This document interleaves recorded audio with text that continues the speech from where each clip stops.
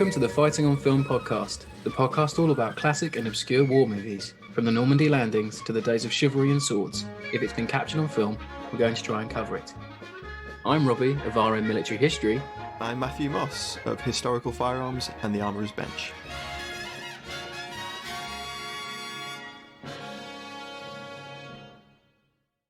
Hello, welcome back to Fighting on Film. Now this week we're joined by our second guest to reach a hat-trick of appearances. You might remember his fantastic oddball impression from our Kelly's Heroes episode. It's none other than our good friend Peter Caddick-Adams. Peter, welcome back to the show.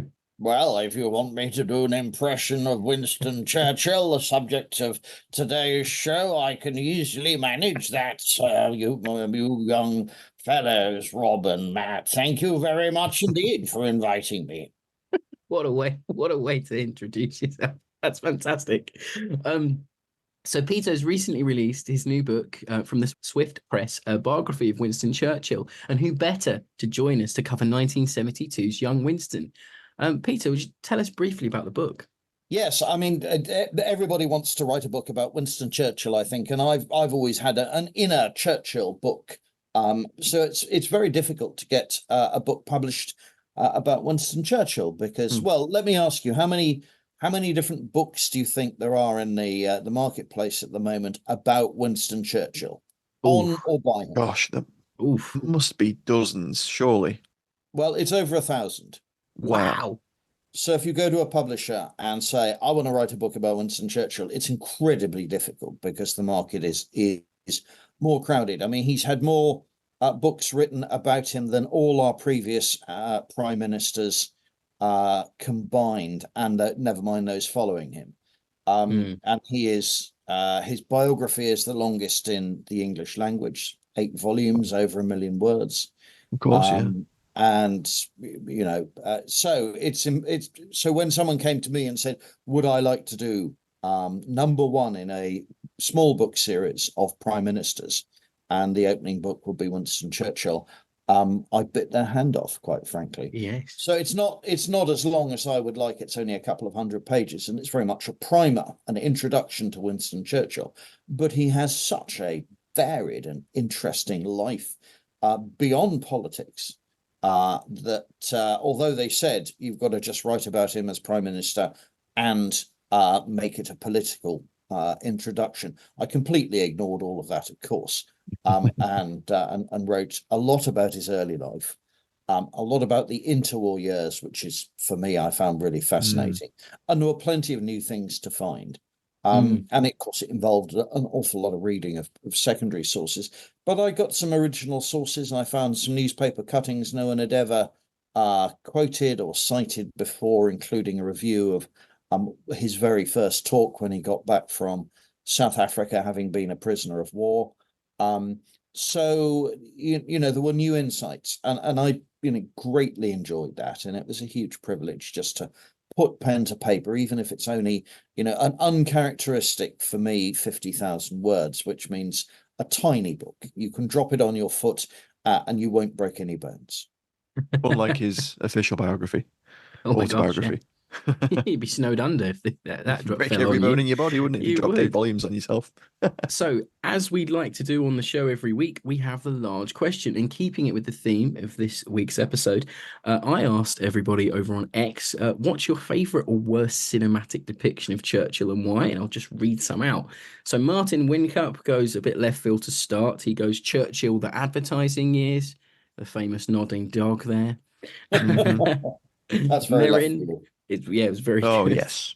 Merrin goes, Rentaquil goes with Kinnear's prosthetics in Ministry of Ungentlemanly Warfare deserve a Razzie. He'd have done better playing it without them. Yeah. Ian Kikuchi says, reminded of Brian Cox in Churchill 2017, a brave attempt to polish a turd out of a script. Quite a lot of barbs for Brian Cox here. Paul Burns goes with the tube scene in Darkest Hours got to be one of the worst bits in any film that's about Churchill. Then we finally get to some positives. Well, it's good cinema. It's completely fake. But from the point of view of cinematography, It's not bad, and it makes the point, but in an entirely artificial and very 21st century sort of diversity way. But it's well acted. Yes, Warfare Media goes with iconic, and it's a picture of Ian McNeice playing Churchill in the Doctor episodes with the Daleks, what they call them, the Ironsides. Yeah. I've got a lovely signed photo of Ian from when we had him on from that. So thanks, Ian, for that. It's lovely. Tom at DG Sopio on Twitter, it says easily the only true historical depiction, and he goes with Christian Slater as Churchill, the Hollywood years. If anyone's seen that. No, I haven't. That's sadly missed my attention. It's a very tongue-in-cheek, very sort of how would you describe it, Matt? It's a very odd film to describe. I would describe it as dire, but I suppose it tries to be funny. It tries to be funny, and it's very far removed from reality, obviously. It reimagined Churchill if he was sort of like a Hollywood dashing Hollywood star. Yeah, it's very weird. Hero, so. Well, of course he was in his day. But... depiction of myself. Wow. He would have found it massively curious. I'm sure he would. I'm sure he would. Lance Davis says Robert Hardy's performance in 1981's with Churchill: The Wilderness Years was fantastic. It's all I've got to agree with that one. Rounding us out this week, we'll go with Tom Sykes that goes Albert Finney in The Gathering Storm. Don't think you can ask him for that one. Yeah. Yes. So Peter, you're our guest. what's your favourite depiction or worst depiction of Churchill? It's incredibly difficult. I mean, I've written down here that the some of the finest actors playing Churchill range from Albert Finney, Robert Hardy, as we've just mentioned, Michael Gambon, to Gary Oldman, of course, Timothy Spall. That's Simon Ward. It's quite interesting. I mean, everybody plays Churchill as a mature individual in his 60s, smoking his cigars with a deep-throated, growly voice.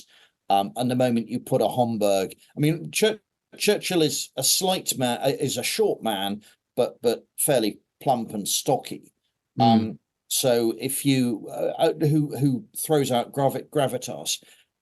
So if you find an actor who is that sort of age and balding, stick a Homburg hat on him and stick a cigar in his mouth and get him to sort of project a deep, gravelly, sort of slightly lisping kind of voice, then that's how you get 73 different portrayals of Churchill. The only one which is really interesting that I was calling to mind and doing a bit of research of Churchill's younger days is Simon Ward, which is what we're going to talk about. Yes. So the answer is, I mean, I find it incredibly difficult because they're all very, very good. I mean, Robert Hardy became a much loved Churchillian figure, but in the end, he's sort of mimicking. I think he does a lot of voiceovers. But as I say, it's the boundary to be crossed, and we've all been to reenacting shows where there is a Churchill. Very true. And a lot of people can learn the lines and deliver them. So it's incredibly difficult, I think. And there will be many more. I mean, 63 to date, but I mean, each year now, I mean, there are more that are being pumped out, just like there are more books. I mean, there are half a dozen out this year, apart from mine. Wow. Several of which will be very good, and I'm looking forward to. Catherine Carter, who's the curator at Chartwell, has written a very good book about the interwar years when Churchill gathers his confidants and prepares really for 1940, and that's called Churchill's Citadel, which is quite a good title. And of course, she knows Chartwell backwards because her job is to be in charge of it. So that's another on the horizon. But of course, I like Gary Oldman. But I mean, this is why I was really pleased you asked me to think about Young Winston, because it's unique. It's the only treatment of his young life, and I think. If we are in the business of going back and doing of looking at his autobiography on which it's based, we could easily wring far more out of my early life. Yes, which is what there's a lot that isn't in the film, isn't there? than was put into the film. I mean, it was quite a long film too, and it has its flaws which we might examine. But I think that's worthy of a remake or a re-examination. I think you're right. So that's why I think it's quite special and it's rather unique. And of course, Simon Ward bears a remarkable resemblance to all the pictures I've seen of young Winston Churchill. Yeah, no, without a doubt, I agree with you. He's a powerful tour de force in this, really is. Matt, what about you this week? What do you think about the large question? What's your choice? I was going to say Finney. Yeah, I was going to go with Finney. Shout out to the chap who plays Churchill in The Eagle Has Landed, though, who has no lines and just stands there. Oh, yes. Yeah. But yeah, Finney for me, I think. But I mean, Oldman, as everyone said. For me, for this week, I've recently rewatched the 2004 BBC Dunkirk series, and I think Simon Russell Beale does a fantastic job as Churchill.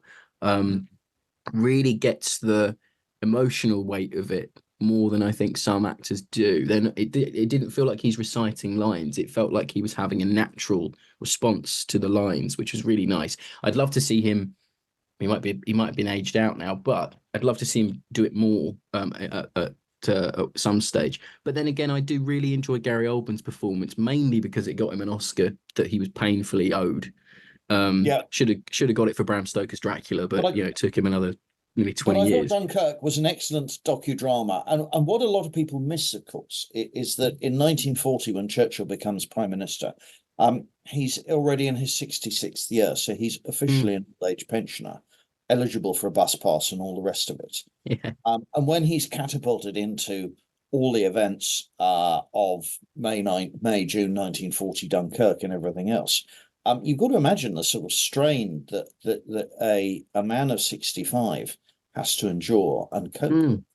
And that doesn't often come out in the films. I mean, Churchill uses a walking cane partly because he needs to at that sort of age. I mean, he's fat, he's unfit, he smokes very heavily.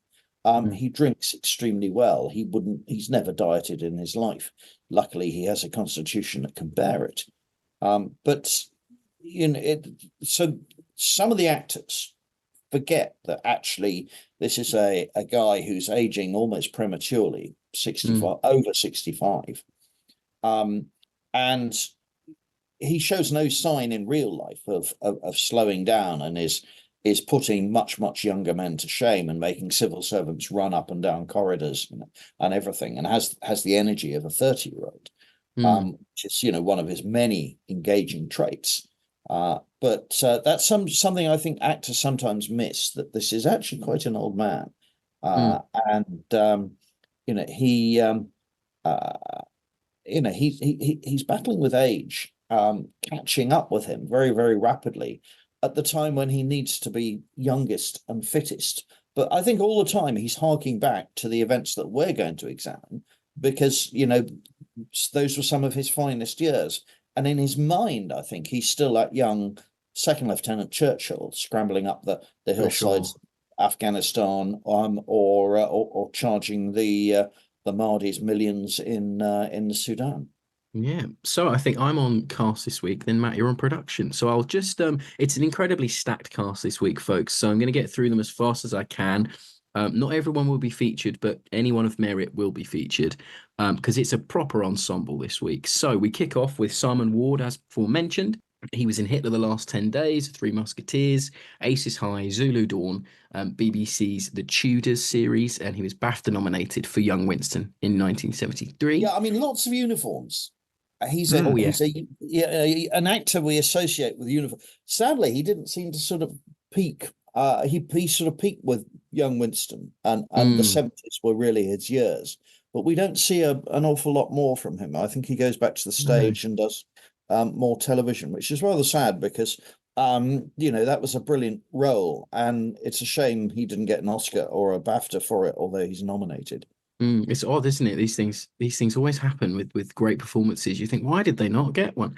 Then we have Robert Shaw playing Lord Randolph Churchill. He was an Academy Award nominee. Of course, we all know Shaw from Battle of the Bulge, from Russia with Love, Battle of Britain, and Jaws. Then we have Anne Bancroft as Lady Randolph Churchill. She was an Academy Award winner, a BAFTA and the Tony Award-winning actress. Not many actors or actresses have that in their locker. She was in The Miracle Worker, The Graduate, The Elephant Man, and G.I. Jane. Then we have John Mills, Lord Kitchener. So I guess this is an extension of Mills Month, Matt, that we kind of pseudo did. You heard it here first. Of course, John Mills, We Dive at Dawn, Dunkirk, Ice Cold and Alex, and of course, just for Matt, 1979's The Quatermass Conclusion. We can't mention Mills without mentioning Quatermass on the show. Oh, really? I only know the original Dr. Quatermass. I hadn't realised. The 70s one. Oh, that awful one. That's nothing like as thrilling as the original. No, the ones with oh God, what's his name? Life is Fantastic. Oh, the Canadian chap who plays him in the 50s are marvelous. I love those ones, the originals. Yes, exactly. Yeah. Then we have Jack Hawkins in a very late role for Jack Hawkins, playing James Weldon, the headmaster at Harrow. Of course, Jack Hawkins, A Cruel Sea, The Prisoner, League of Gentlemen, Lawrence of Arabia. I could go on. Sir Ian Holm as George Earl Buckle. I think he's the editor of the Times in the movie. He's a BAFTA and Oscar nominee. Bilbo Baggins and Lord of the Rings, Oh What a Lovely War, Shout at the Devil, All Quiet on the Western Front, 1979. Then another absolute powerhouse figure, Sir Anthony Hopkins as Lloyd George, a two-time Academy Award winner and BAFTA winner, of course, A Bridge Too Far, Silence of the Lambs, and Remains of the Day, to name but a few. Ed Woodward as Captain Haldane. He's a TV BAFTA winner known for Callan, The Equalizer, Who Dares Wins, the BBC dystopian fiction 1990, and Breaker Morant. Then we have Robert Hardy, previously mentioned, as headmaster of Churchill's boyhood boarding school. He's a TV BAFTA winner again, All Creatures Great and Small, the Spy Who Came In From the Cold, and he would later appear in 4 Churchill biopics. 1974, he played Ribbentrop in Burton's The Gathering Storm. Then in 1981, of course, The Wilderness Years, 1988's War and Remembrance, 1989's Bomber Harris biopic, and he would also play Churchill in a 2006 episode of Miss Marple, which I think is fascinating. Lord, I didn't know that. Wow, So, yeah. Me. Get my magnifying glass out. Gets around, doesn't he? The strange thing is, most of these characters, apart from Robert Shaw, really, and Anne Bancroft, have cameo roles. They pop in and they pop out.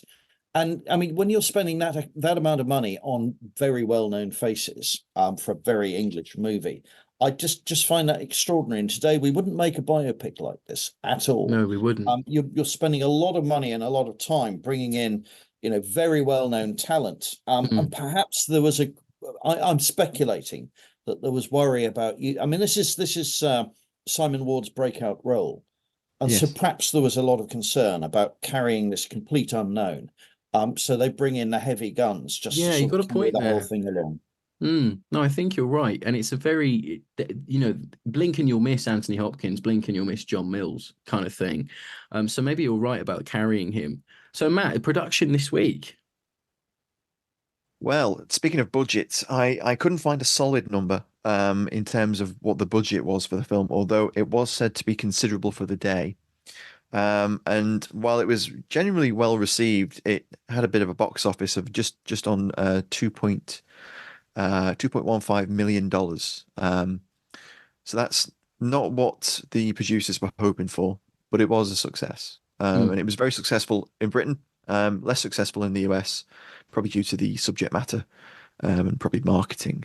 But just to round out production and give a bit of context on the efforts that were made to put the film into production itself, it's actually quite a fascinating story. So as we know, directed by Richard Attenborough, and I'll just go through some of his directing credits rather than his acting roles, obviously.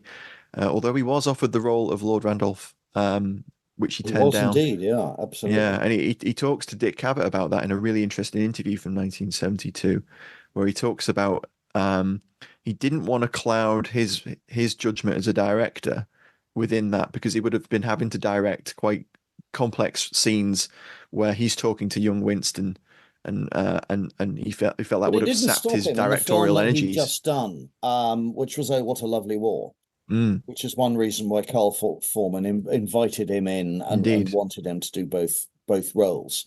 So I was always puzzled by that, because he plays a leading role as Douglas Haig in Oh What a Lovely War, which had come out 3 years earlier, I think. Yeah. He has a Yeah. really small voice role, doesn't he? He plays one of the book critics right at the start. He's a really small voice cameo role. I know that. Sorry, Matt, to interrupt you there, but No, yeah, no, not at it was all. worth mentioning.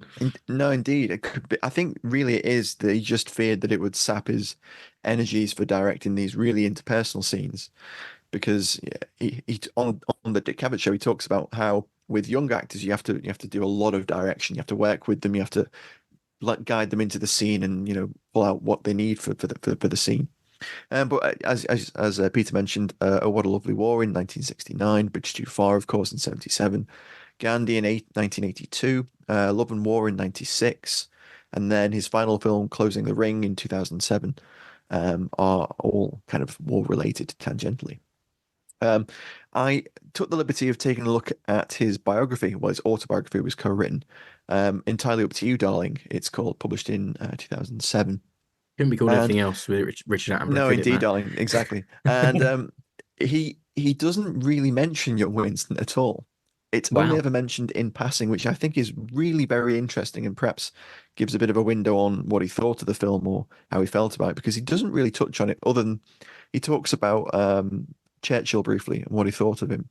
He says, one of my great heroes is Winston Churchill, the courageous and dogged man who did more than any other to ensure the future of the democratic process. And then he goes on to quote Churchill at length, his blood, sweat, and tears speech, quotes that in length in his book. As Peter mentioned also, the film was both written and produced by Carl Foreman. And Foreman had this really interesting career where he began as a writer on Know Your Enemy, Japan, 1945. Oh, wow. And then A later he Capra worked film. as an exactly, as he worked as an uncredited writer on The Bridge on the River Kwai. He then wrote Guns of Navarone, The Victors, and Force 10 from Navarone.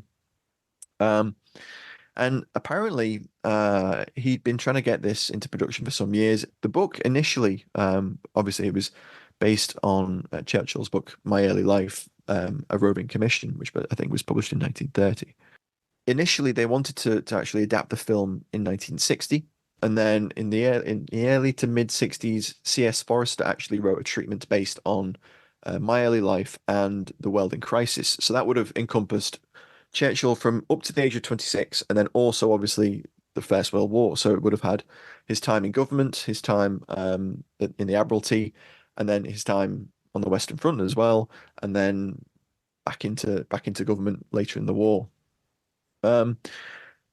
That project fell through. It went to a number of studios, and it didn't kind of gestate into an actual film. So Foreman comes along, buys the rights in about 1963, and then it takes another 10 years to get the film actually into production. And during that time, you've got everyone from Edward Fox is linked to the Churchill role, which I think would have been fascinating, because Edward Fox in 67 would have been quite a good choice, I think. I think so. Yeah. But obviously it gets into production in May 1971 and it runs through to November. And it's filmed at Shepperton Studios, external scenes at Blenheim Palace. There's a little bit of filming on the Longmoor Military Railway, which used to be the British Army's training ground for Royal Engineers and such, railway operations. There's a lot of filming going on in Morocco with the help of King Hassan II, who at the time is also dealing with a coup, which happens the following year. So he kind of puts down a coup just after production ends. So you get all those great sequences like the Omdurman sequence, and those are kind of filmed in Marrakesh and out in the desert by the Atlas Mountains. There's some external sequences at Harrow, Sandhurst, and Chartwell. And then there's the Morlaes Colliery in Carmarthenshire, where they filmed the mine sequences. No way, it was filmed in And Powys, just up the road from yeah, here. yeah, Wow. exactly. And then and the actual armored train sequence is filmed on the Neath and Breckenwell Railway, which Kerry's told us about numerous times and sent us photographs of the overgrown Yeah. railway, which Yeah. is great. But apparently, in that same Dick Cavett interview from the early 70s, Attenborough says that there were some protests from some of the older local miners who remembered how Churchill had handled them in the 30s and were kind of Oh still yes, bristling. that old Wow. chestnut. Yeah, Yeah. yeah. There was Um, I mean, it turns out to be ill-informed and nonsense, frankly. But when Churchill was Home Secretary in 1910, there was a lot of miners' unrest, mm, and Churchill dispatched first local troops and then troops from London who came down by train to try and quell the uprisings and protect the mine workers whose mines were being sabotaged because there was no national union of mine workers, but there was no nationalisation of the coal mines, so they were all individually owned. And there was a lot of sabotage going on, so they needed to be protected by police and military men, and there weren't enough to go around. So Churchill's Home Secretary wades in. And eventually, some people are killed, and the blame is laid at Churchill's door for bringing soldiers in who allegedly opened fire at miners, which doesn't happen. And he is castigated by the South Wales miners, particularly, not anywhere else, because there isn't the same kind of trouble anywhere else. Right into the days of the sort of miners' strike and Arthur Scargill. And the word Churchill is still greeted with uncertainty in South Wales because of this folk memory, but that's all it is. It's sort of myth and legend, and I do sort of challenge it a bit in the book because there are these funny little sort of enclaves where a myth or a legend has grown up, and it's never challenged. So even down to today, you can talk to sort of people from that sort of neck of the woods. And Churchill is a divisive figure for them, just like he is in Ireland as well. Yeah, indeed. Yeah.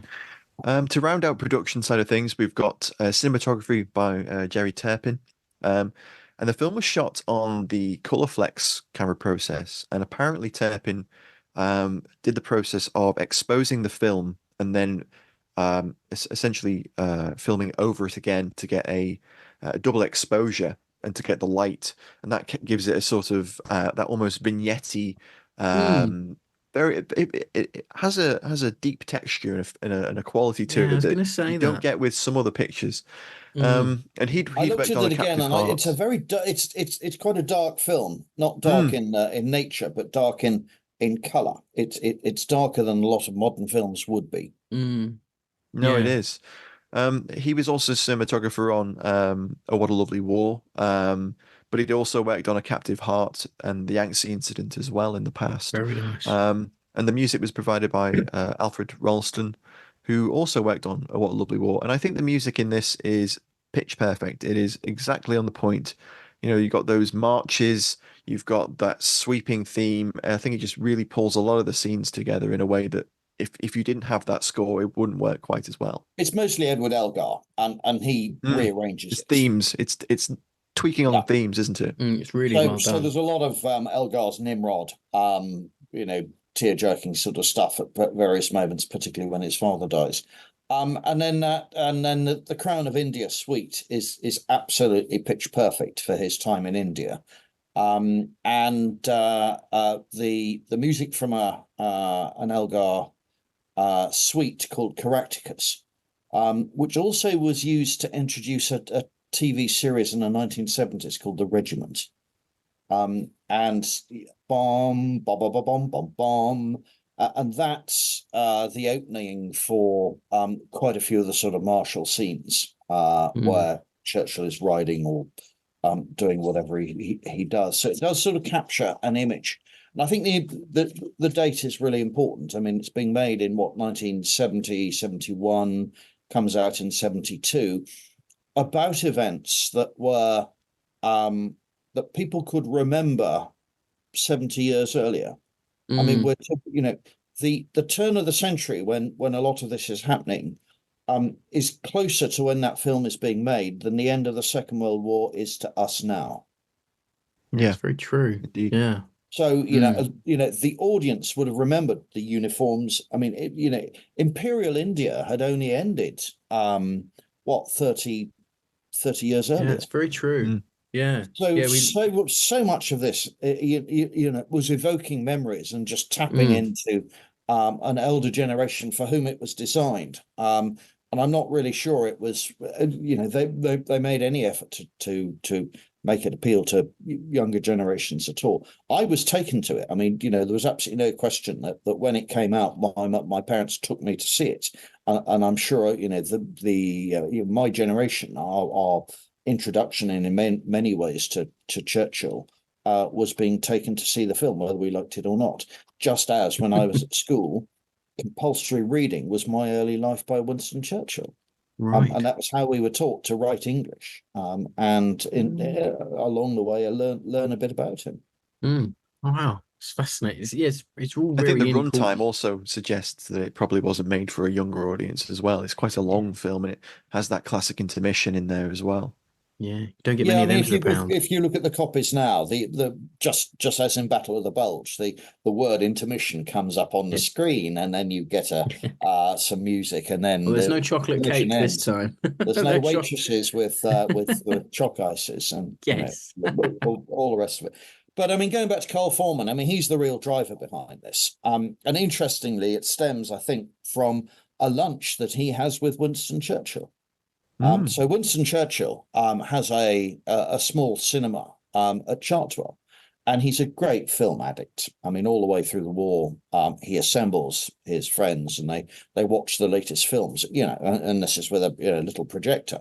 And he sees the Guns of Navarone in 1961, of which he's a great fan. And Carl Foreman is the writer. So he contacts Foreman through his agents and said, come to lunch, and the purpose of the lunch is to get Foreman to write a treatment of my early life. So that's how it starts. And of course, when you have a summons from Churchill to come to lunch, you don't tend to sort of pass up the opportunity. No. So he actually met the great man, and it took a long time to bring it to life, as happens quite often with films. But I think having met the man, having been instilled with a sort of sense of purpose, probably a mission, to actually bring young Churchill to life. And I think it's probably his best known film.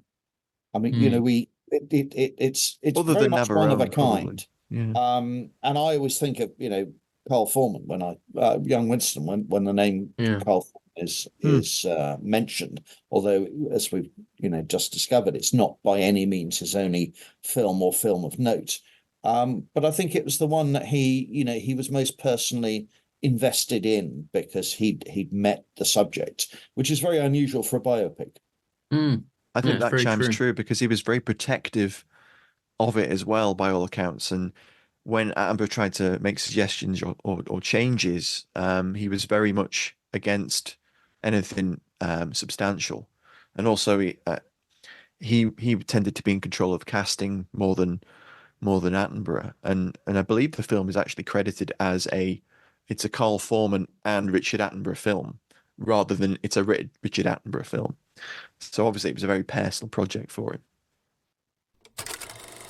Hello, I'm Al Murray, and you're listening to Fighting on Film, the world's #1 war film podcast. So this week we have the retro review, and this retro review actually comes from a listener. So this comes courtesy of World War II Waffle on X, who we met at We Have Waste Fest. Matt, you'll remember the story about... I do indeed. Yeah, about Walks with Bashir. No, say no more. Yeah. And it comes from a book he owns called The Seventh Virgin Film Guidebook from 1998. And I think 1998 is quite retro these days, I think. So it says, Young Winston works as an action-packed adventure with lots of rousing battle scenes and hair-breadth escapes, but it's an attempt to penetrate the motivations of its hero is about as profound as a high school psychology text. Ward is convincing as Churchill and the other performances, particularly that of Shaw, or of a high order. Attenborough's direction in his debut feature is fairly accomplished and even innovative. He experimented with flashing techniques here, exposing the film before shooting to get subtle coloured tints. Well paced, but still very long at almost 2.5 hours. What do we make of that one? Well, I would say it wasn't very well paced. It's a very long film, and there are quite long, boring bits that punctuate the battles. So there are several stories going on here. One is the relationship with his parents and their relationship with each other. One is Churchill's climb to fame through his war record, escaping as a prisoner of war. And then there's another which is much earlier in his life, which is going away to school and getting beaten and having a getting into Harrow School but failing to put anything on his examination paper, and other little sort of things like that. And they're all interwoven. So you do actually have to concentrate and work out where you are in the sequence. And that made for a very long film, but it's full of these flashbacks, and you are challenged in a way I don't think many film producers would dare do today, as to where you are in that hopping backwards and forwards bit. And there are, I mean, there's a lot packed in there, because you are dealing with 25 years of a very, very action-packed life.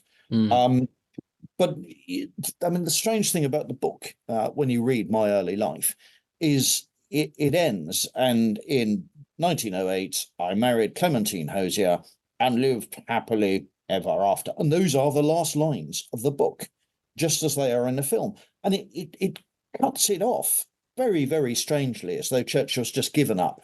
He's written his book. He might write another volume. He might not. And to say we lived happily ever after, he's writing a fairy tale. And what he's done is he's completely glossed over, huge chunks of his life. Did you, for example, know that Winston Churchill had a younger brother? Yeah, Jack Churchill. Yeah. But most it's briefly people seen just in the corner of one shot. He gets a tiny little mention in the film, Winston and Jack. But Churchill never refers to him once in his autobiography at all. So it's very, very much sort of self-centered. And Carl Foreman follows that. So what he's done is he's taken this book, which is hardly following the truth. It's the world according to the world. It's the life of Winston Churchill that he would like us to take as gospel. That Carl Foreman has then made a treatment of. So it's 2 stages reversed from any kind of historical truth. And in fact, I mean, he writes most of his parents out of the autobiography as well, except for sort of putting them on pedestals. When he writes, I love my mother dearly. She shone for me like the evening star. I loved her dearly, but at a distance. I think he's also saying that about his father, Winston Randolph Churchill. Because he puts him on a pedestal in exactly the same way. But there is this coldness between father and son. That's why I think Robert Shaw really pulls off a very, very good and difficult performance, because Lord Randolph Churchill ails and dies age 45, just as Winston Churchill has graduated from Sandhurst, and then father keels over. And they mention the word syphilis in the film, and this is the great debate about what happened to Lord Randolph Churchill. So he gets a debilitating disease that gives him mood swings, all sorts of things. The film treats it as though it's syphilis, because there are all these delicate questions that are asked. Have you had physical relations with your husband? Lady Randolph Churchill is asked. That's not only the delicacy of the day. We're talking about Edwardian England. Of course, it's the delicacy of the 1970s, when you can't really trot out anything more overt. And of course, Churchill only just died in 1965. So by the time the film is being written 5 years after his death, everybody still remembers him who's going to see it. So that's a bit too scandalous to go there. I mean, we now think that his father probably had a left side brain tumor, and that would more readily accord with all the symptoms that he had. But Churchill believed his father had died of syphilis. Andrew Roberts, the biographer, thinks he might have done. Boris Johnson, the most slapdash biographer you can possibly imagine, certainly was of the opinion that Churchill had died in despair. Churchill's father had died in despair and of syphilis. But I think, but a lot of modern medicine, and because Churchill's such a fascinating character, there are lots of medical histories of him as well. So modern thought has come around to the fact that it wasn't anything like that at all, and it was just a brain tumor. But the main thing is, his father dies when he's relatively young. He wants to emulate him, and therefore two things happen. One is he's convinced he's also going to die young. He thinks this might be a genetic disease, so he has to achieve as much as possible, as quick as possible. And secondly, his father had already risen to the heights of being leader of the House of Commons, Chancellor of the Exchequer, member of the Cabinet, and with the Prime Ministership within his grasp when he suddenly resigns from Lord Salisbury's government in a spat with the Prime Minister of the day. And Churchill believes he's capable of doing the same, but if he's aiming for the stars, he's got to do it bloody quickly because he's also going to die as a young man. But in fact, he lives double that span, and he doesn't die until he's 90, or in his 91st year. But that's the driver, and that's what we see in people quite often who lose a parent when they're quite young. Margaret Thatcher is another example of this. So that's why Robert Shaw's acting is so important as Lord Randolph Churchill, because actually what we see through the film is this progression from a loving, doting father to one who then has mood swings and then gets very angry with Winston Churchill, completely loses it in a House of Commons speech where he can't remember what he's saying, and he's almost got Alzheimer's, as it were. And then he dies, and that's such an important role, far more than Anne Bancroft as Lady Randolph Churchill. So I think that's the other stellar performance. It's really young Winston Simon Ward, who's actually played by three actors. Of course, you've got the very young Churchill, a slightly older one, and then Simon Ward as mostly the young soldier, versus his father, who he's trying to emulate. And of course, what we're never told is that he writes a book. He writes a biography, 2 volumes, of 2-volume history of Lord Randolph Churchill. But coming back to the film, when I looked at it, I thought, well, there were bits cut out here. I don't remember. There are other bits that I remember. And famously, at the end, Winston Churchill wrote of a dream that he had, and he was sitting in his Chartwell is a small painting pavilion, and he was sitting there one day snoozing, having finished some paintings, and his father appears, and he has a discussion with his father about what he's done in his life, and he never gets around to telling him that he's been Prime Minister. And his father looks around the room and says, "Is this what you do?" And Churchill says, "Yes, I do." And so his father sort of then disappears. And in Churchill's dream, his father, Lord Randolph, never gets to know that Churchill, his son, has been Prime Minister twice. And this is a real dream that if you can have a real dream, that Churchill actually experienced, wrote down as an essay, and it's one of his bodies of work.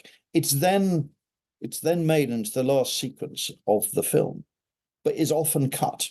So when I was going through watching Winston Churchill recently, Young Winston recently, I couldn't find it. And most people have commented it's not there in any of the modern cuts, and I don't know why. I mean, it's dreamy and it's very, very sentimental.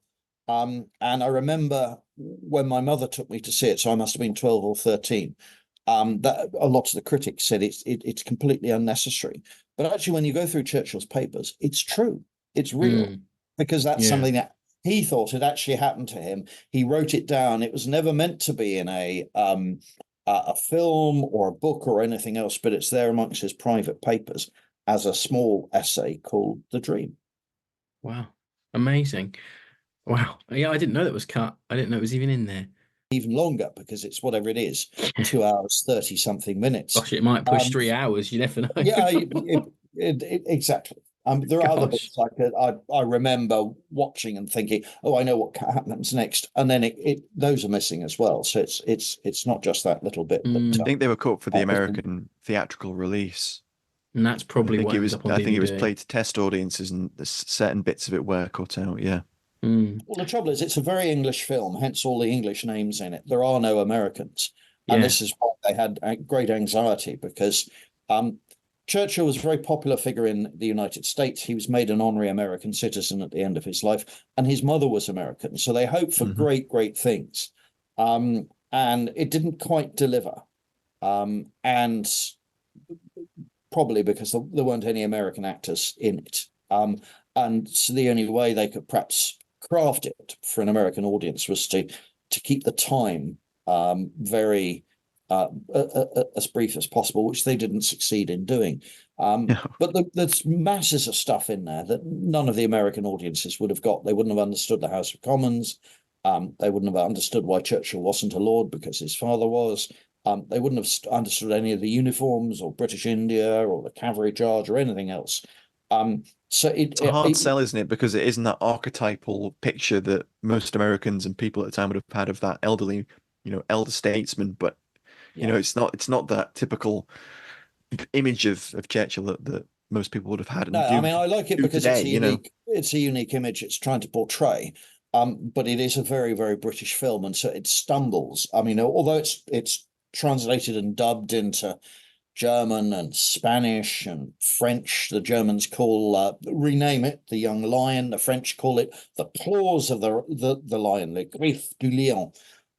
So it has all. I mean, Churchill has a special affinity with the French because he dug them out of trouble in 1940 and invaded in 1944. Although he has a very strange relationship with de Gaulle, but it struggles with the international market, which is a shame. So if there are any film writers or producers watching or listening, then we need to encourage you to revisit Young Winston, because I think there's an awful lot in there that could be revisited far more successfully. I massively agree. And I think that brings us on to this week's Alley Tally.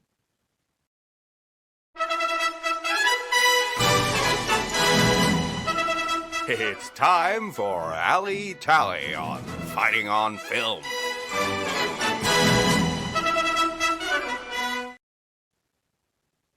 So, Peter, you're our guest. Yeah. Anything you like the look of this week for the Alley Tally?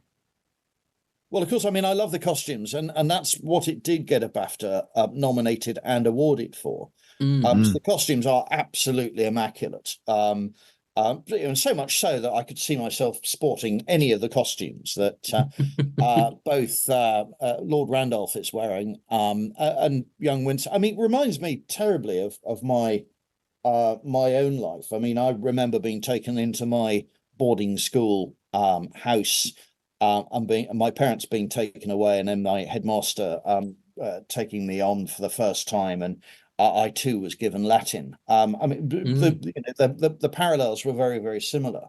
Although the beating wasn't, I have to say that had stopped by the time I arrived at my boarding school. And then I drifted on to Sandhurst in exactly the same way. And Sandhurst hasn't changed, probably hasn't changed even today. But when I was there, which was when I went there, 1979, some of the permanent staff remembered Young Winston being filmed at Sandhurst. Oh, wow. So what they filmed was one of the passing out parades, and they got the front ranks to wear Victorian uniform, and a lot of people, but everybody else was marching. So that all they did was put Simon Ward in the middle of a lot of officer cadets who were properly trained and drilled, and all he had to do, because the shots are very, very brief, was imitate what everyone else was doing and he did quite well, has to be said, and everything else. Yeah, he does. So that's all on location, and Sandhurst absolutely loved it. I have to have another look and see if I can spot some SLRs in the background. Then, if those other ranks were just marching as is, because the front rank seems to have Martini Henrys. Got Martini Henrys, yeah. I didn't notice actually. I can't remember. But again, another classic filmmaking shot that we all know is the close-ups are very, very tight indeed. So you can get by creating an image from a very, very narrow. It's very effective. It's a really beautifully shot sequence. It's certainly Sandhurst. You see the people marching down the steps, and I remember this being related to me by people who'd been there at the time, and they'd all had sort of great fun. And the filming took several days, as these things do, for 5 minutes. But those graduating had So this interrupted the program just before graduation. And they all loved it to bits. So you go through this hell What of a memory. Sandhurst, Yeah. you then graduate, and then you get to star in a film as well. I mean, what could be better than that? Yeah, exactly. So no, I love the costumes as well. You know, the khaki drill uniform, the pith helmets, the leather webbing. I mean, what an era Oh yeah, for the British Slade Army Wallace this is. equipment. Yes, oh, it's beautiful, isn't it, Matt? I'll chime in with I just love to see the sheer amount of Longley Enfield rifles that's in that movie. It's just Very rare to see incredible, them. really nice, and probably one of the few depictions of Boers in media that there are. There aren't many Boer war Not movies. too many. Not Breaking Ran's necessarily. the only one that springs to mind. Yeah. Absolutely. I mean, the thing that struck me when Churchill is galloping around, either allegedly in India or the Sudan, is there are never enough soldiers. But this is the days before CGI, and they still managed to assemble quite a lot of people. Yeah, and put Heck them of in a lot of uniform, extras. Yeah. which is no, I mean it's extremely impressive. And the way they managed to convey different battalions and units is they have different regimental marches playing. So there's always Scotsmen in bagpipes with the bagpipes playing, but we never see anyone in a kilt or a bearskin. So the implication is there's a Scottish regiment knocking around somewhere. And then you get all these different other melodious regimental marches, as though Churchill is marching past each regiment in turn while he's looking for, I think, on one occasion for Kitchener. So it's done very much with the soundtrack in mind. But I mean, there's a camel corps that's there. Yeah, I was going to say when that. you look at it, there's only about 4 camels. But it'll do. It's enough. It'll do. You've got 4 camels, you've got the guys in the full rig, the camera pans round, they're in there for less than a minute. And you think, great, there's a whole regiment of camel corps, but it's 4. This is how filmmakers undertake their craft, and it's very convincing.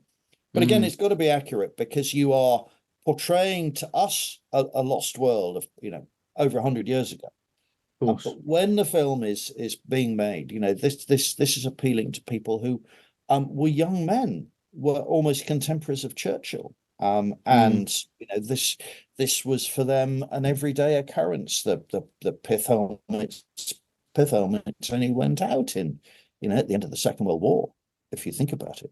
So the uniforms are splendid. We can't help falling in love with those. I love a good frock coat and a good cravat, as everybody knows. And the scenes in the House of Commons are extraordinarily well framed and shot. There's a scene at Ascot, which is when young Churchill is being paraded around with his father and meeting Lord Salisbury and Austin Chamberlain and his son Joseph, and everyone's immaculately attired, and that's very similar to My Fair Lady, which I think is the same costumier.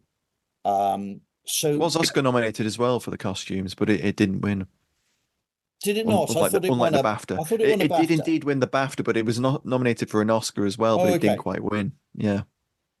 Well, that's why, and they, those costumes were much closer to the era they came from, than for us today, where it's a little more sort of stylized, and you would play faster and looser, I think, with the uniforms, the frock coats, the Edwardian magnificence, which is really what this is. It's one of the movie's big strengths is that it takes the time and care to, that scene at Ascot's maybe 5 minutes long, but everyone's there. If there's no expense spared, I think that's one of the movie's greatest strengths, is that every single pound is, screaming because it's being pushed to its limit on the shoot.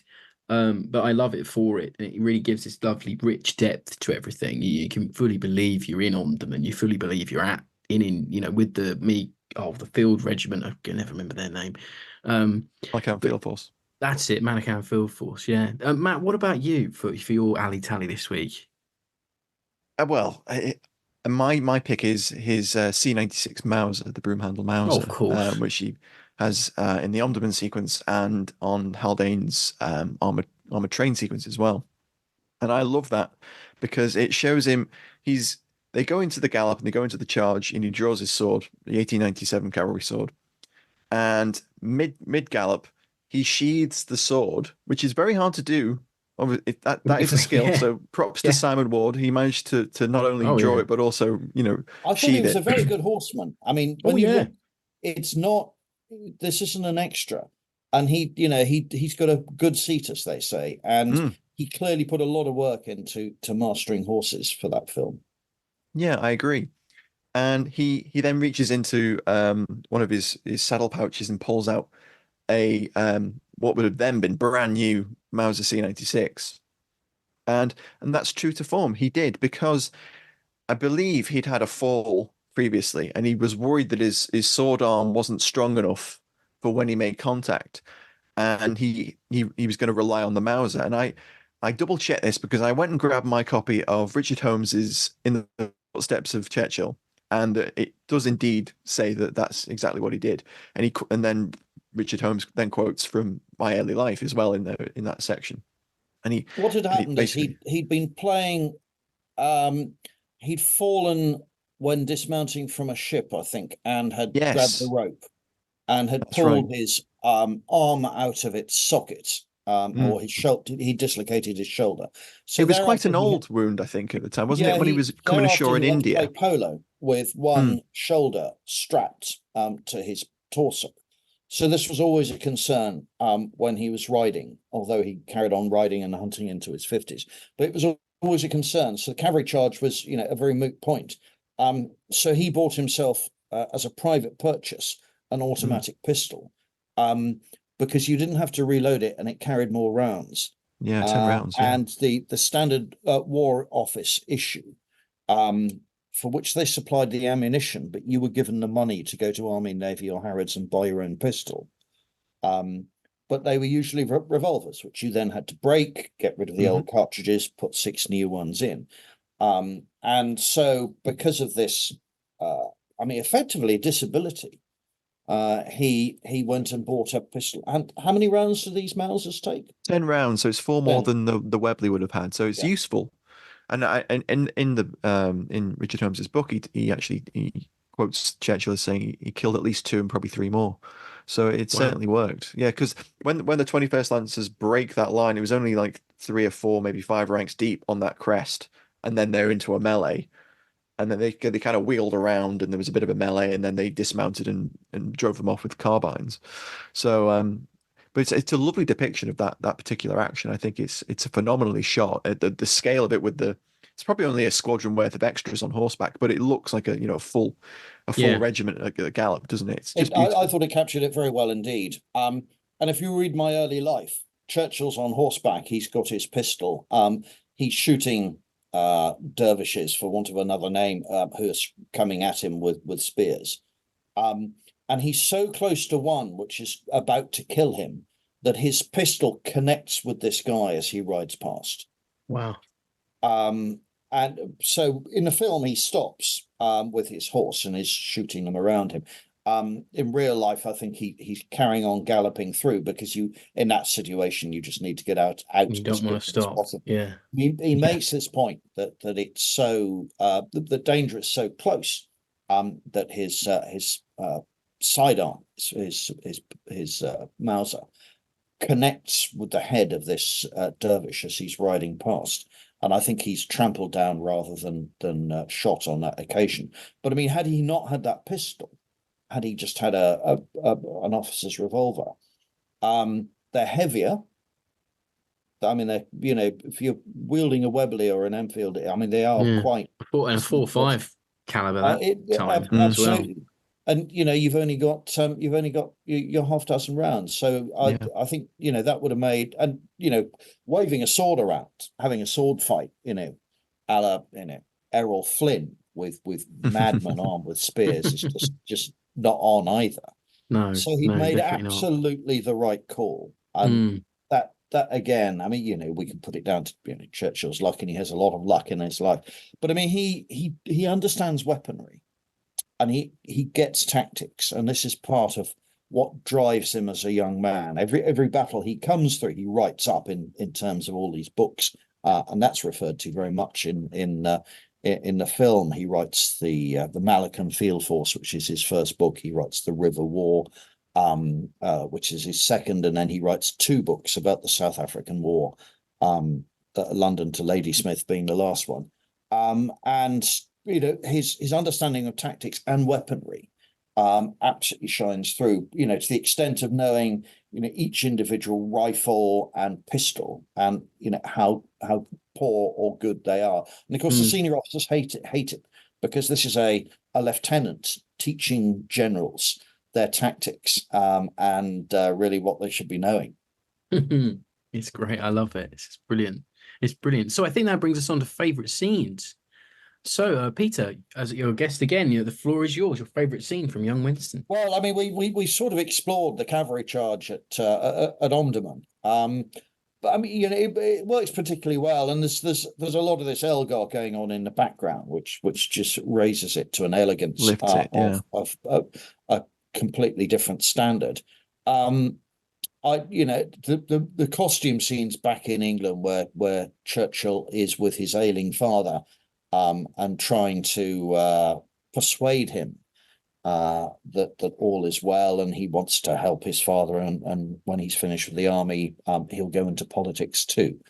I think what lifts all the scenes, I've just listened to the soundtrack again, and I mean, it's a particularly good soundtrack. And again, it hits the nail on the head, because Elgar's very much Churchill's composer, and Ralston is a very good arranger, so he's taken a lot of Elgar's music, and slotted it in at exactly the right places and rearranged it. So I think, for my money, the cavalry charge is probably good. Is probably the best, because it's fairly brief as well. The Churchill's capture, when he's on the armored train, takes quite a long time to explain, and I think another filmmaker might have done that differently and far more briefly.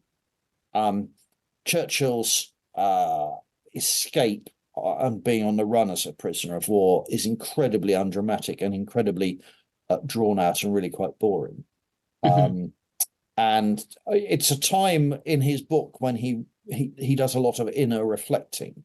And it's about the only time in any of his books where he mentions a higher being. He never addresses God by name, so God is always given a sort of pseudonym. So in his biography, this is where he sort of talks about the higher being and will he get out of this scrape. But none of that is very sort of film worthy. So there are quite a lot of bits that we would cut out if we were, or shorten, if we were making this biopic today. But I think one that we would keep in, which is surely the measure of the best scene, would be that cavalry charge, because I can't think of a way of doing it any better. It's not done with any CGI, because that wasn't invented in those days.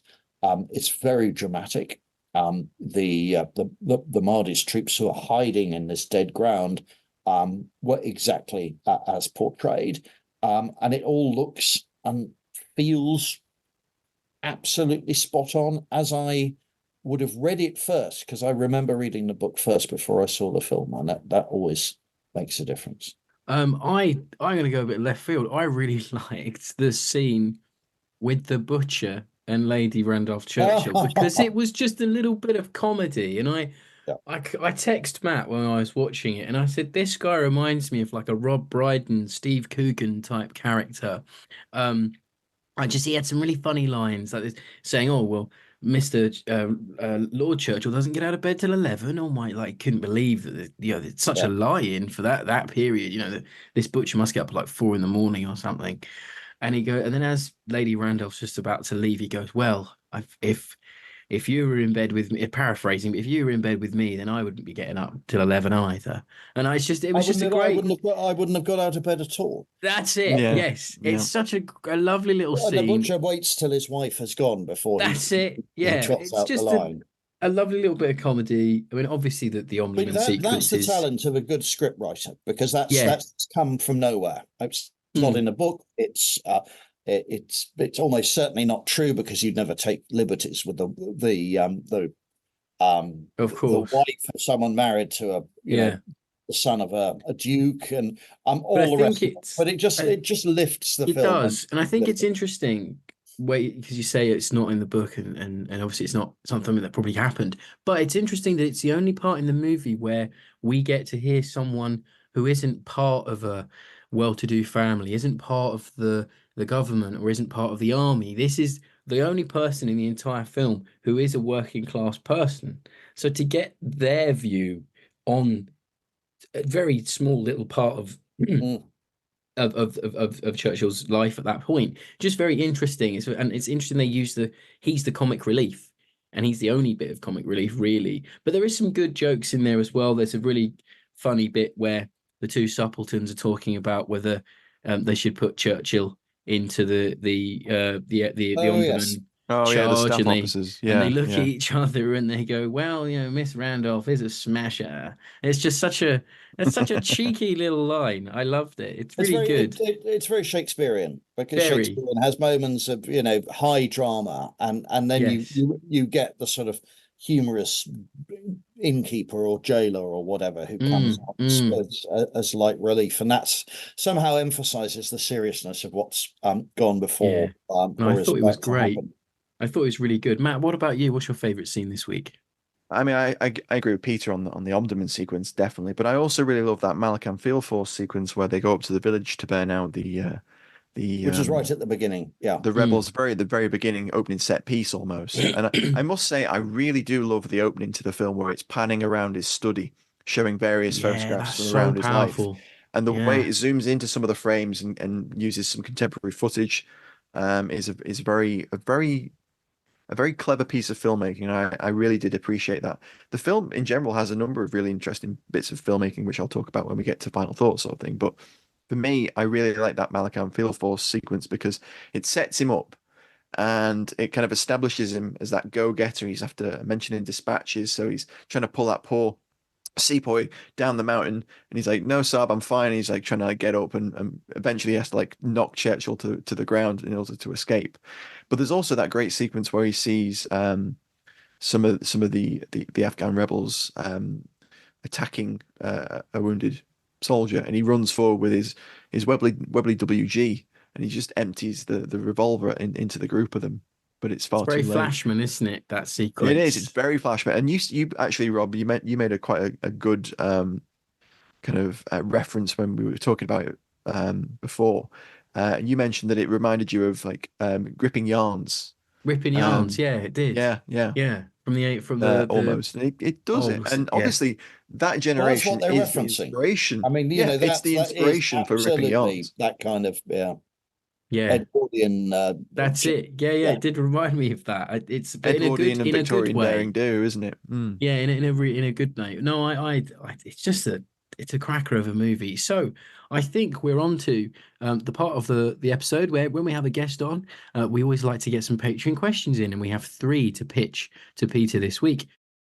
And if you would like to listen to the Patreon questions this week, then do consider becoming a Patreon subscriber over on the Fighting on Film Patreon account, where you can listen to Peter's responses to the questions in full as a perk for your patronage. Thank you. Now back to the show, and onward to victory. Your final thoughts on young Winston, if you would. I think he's ready for a revisit. Mm-hmm. The film was of its time. It's too long. It overemphasizes some parts of his life in ways that don't really help. But there are some marvelous scenes in it. And there's such a rich story there to be told. And we are so full of views, often inaccurate, portrayed by actors mimicking our understanding of Churchill from May 1940 onwards. There is no other Young Winston, and if ever we need Young Winston the remake, I think now would be a great time to do it. And you could get a very, very good biopic, packed full of feeling. And now would be a good time because we are in the 150th year of his birth. Yeah. And he died. I mean, he died when I was 4 or something. But We're a long, long way away now, and we could be more objective, both about him and the era he came to represent. When he died at the beginning of 1965, January 1965, it wasn't just his death that everybody mourned. It was he represented an era, the Edwardian. If you wanted to think of, a snapshot of very late Victorian, early Edwardian England, with the empire at its peak, then Churchill was the epitome of that. He didn't realize it at the time, but he was. So by the time he came to die, and that's remarkably late, 90 years later, he was the very personification of that era. And that's when everybody sort of shed a final tear and waved goodbye to it forever, because he was largely, the last living larger than life person from that particular era. And now we would deal with all of that in a different way. And there's lots of boxes to open and thoughts to be had. But now would be a great time. The trouble is we need another Simon Ward, because I thought he was so good in that role. He was fabulous. I completely agree. For me, this film it has its flaws, but it does add something. It does give you some understanding of the man. And there are aspects of the filmmaking that I really like, and I would agree with Peter and say that the pacing is off in places where it kind of languishes in some of the more I suppose interpersonal scenes. And I think that comes from Attenborough's joy. He talks in that interview with Cavett I mentioned earlier that he really enjoyed shooting the interpersonal scenes more than he did the set pieces. He enjoyed the set pieces, but he said that as an actor and as a director, he appreciated doing those more intimate scenes. And I think the film rightly focuses quite heavily on Randolph Churchill and his relationship with Winston, but they could have condensed that a little better. And also the scenes in South Africa after the escape, that could have been truncated and the essence of that gotten across a little bit more. And I think in terms of filmmaking, more generally speaking, I think it does some really beautiful things. I love the direct address that Bancroft, Shaw, and Ward all do. And it's an off-screen interviewer speaking to them. It's kind of like a reporter, and they have a back and forth. I think that works. Some people thought that was rather funky, but I think it was very ahead of its time as well. It's ahead of its time in that you don't see that done very much in this sort of film, and I think the reporter can pose those incisive questions that are a bit more cutting than you could put into a narrative, and I think that comes across really well. But what I like about Ward's performances and the actual script and the writing of the film is that it kind of humanizes Churchill in a way, and it moves him away from that archetypal elder statesman, stoic individual that we all picture when we think of Churchill, and it's that wartime leader, and it brings us the opening sequence snaps us out of that completely, and it humanizes him. And throughout those sequences, it introduces sort of idiosyncrasies, his naivety and his arrogance. And I think that almost endears you to the character and to the man. And I think that's the strength of the film. Agreed. For me, I'm going to be devil's advocate. I actually thought the running time wasn't a big problem for me. I really thought it rattled through. Really? That's rare for you, Rob. You normally feel like things are a little bit... No, I felt it was merited. I liked the picture it painted of his early life going forward. I really felt like you bonded a relationship with the man. I like how it's a bit boy's own, but it's also a biopic. There's something for everyone in there. Really enjoyed it. It's a true 70s epic with some real powerhouse performances, Simon Ward being one of them. My biggest regret is that we never got a follow-up. 5 years, 6 years down the line of there's Simon so much more Ward. we could have had in there. We could have had Churchill in Cuba in 1895, all the River War and all that other bits and bobs that we could have had. But I just wish we'd seen Simon Ward do it, pick up from where the movie ended, and have a sequel, because I think he could have done the older Churchill. I would have really have enjoyed to see him tackle that, whether you I would have liked to have age him seen him up tackle or World War One. yeah, something like that. There definitely could have been a sequel here, and I think Peter's right. A revisiting of Churchill's early life would be quite something. So I think that brings us to the end of this week's episode. I mean, fascinating. Learned so much about Churchill from you, Peter. It's been absolutely brilliant. If anyone wants a primer for Churchill, do visit the Swift Press and purchase Peter's book. I don't think you can go wrong with that one. But also do see the film Young Winston. Of course. I mean, I revisited it before I decided to do this podcast with you, because I hadn't seen it for a while, and actually just picking up the vibes on social media. It's unknown to quite a lot of people, and if they have seen it, they saw it a long time ago. So when I went online and I did a bit of sort of tapping in, I found there were free versions of it that you could watch online. Even if you're not looking at a paid streaming service, so it's not difficult to get hold of. No. And it has, it's wonderful photography, and although the screenplay and the cinematography is of its time, it's still a great piece of art, and I really appreciated your nudge to go back and see it again. Oh, you're very welcome. It's one of my personal favorites.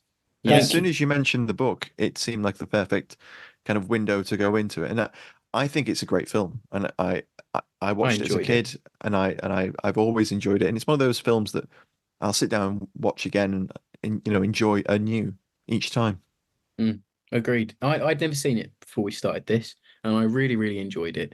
Because I always get it confused with Young Indy. I don't know why. I think it's just because maybe I don't know why. I just do. I said to Matt, I said, is that the one about not young Indiana Jones? But I always, when I say Young Winston, I thought Matt was saying about young Indy.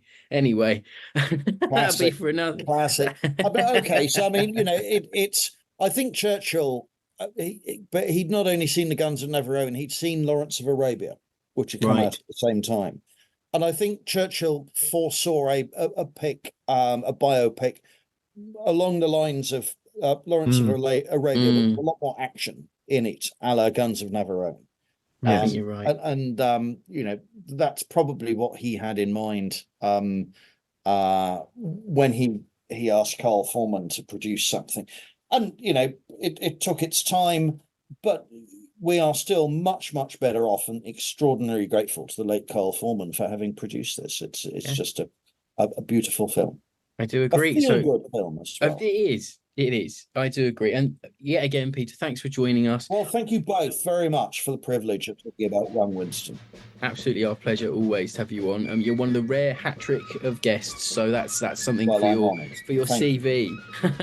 So do join us next week, folks, for more war movie reviews. Do follow us on the socials, X, Facebook, Instagram, all that good stuff. And we'll catch you next time on Fighting on Film. Bye-bye, everyone. Bye-bye. Thanks, Peter. Thanks, everyone. Thank you. Bye.